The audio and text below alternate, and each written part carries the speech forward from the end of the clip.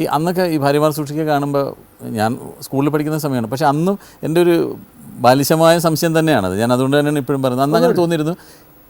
ആദ്യം നസീർ സാർ ആ പാട്ട് പാടുമ്പോൾ സാറിന് വേണ്ടിയിട്ട് എം രാജൻ ആ പാട്ട് പാടുന്നത്, ചന്ദ്രയിലയിൽ ഇന്ന് ചന്ദ്രകാന്ത്.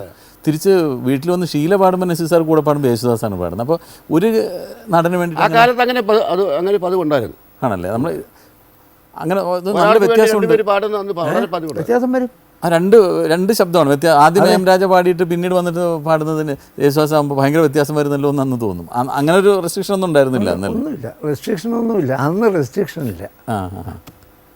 ഒരേ പാട്ട് രണ്ടുപേര് പാടിയിട്ടുണ്ടല്ലോ. ജയചന്ദ്രൻ പാടിയിട്ടുണ്ട്, മറ്റേ യേശുദാസും പാടിയിട്ടുണ്ട്. നമ്മുടെ സൗഗന്ധികളെ ഞങ്ങൾ തന്നെ ചെയ്ത പടം പാതിരാസൂര്യൻ എന്നൊരു പടമുണ്ട്. അതിൽ സൗഗന്ധികങ്ങളെ ഇവിടെ ഒരു പിന്നൊരു പാട്ടുണ്ട്. അത് യേശുദാസ്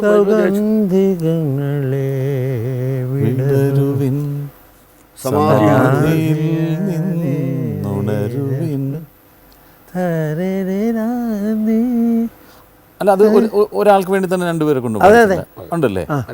ഒരു പ്രാവശ്യം യേശുദാസ് പാടും, പിന്നെ ജയചന്ദ്രൻ പാടുന്നുണ്ട്. അത് അങ്ങനെ അതൊരു സിറ്റുവേഷൻ ഉണ്ട് അതിൽ. അപ്പോൾ രണ്ടുപേരായിട്ട് അത് ഇതായിട്ട് സ്പ്ലിറ്റ് ചെയ്ത് പാടിയത്. അതിനകത്ത് ഈ ഒരുപാട് ഈ കാര്യങ്ങളൊന്നും അതിനകത്ത് അങ്ങനെ ശ്രദ്ധിക്കില്ല. ഒന്നുമില്ല, അങ്ങനെ ശ്രദ്ധിക്കുന്നില്ല.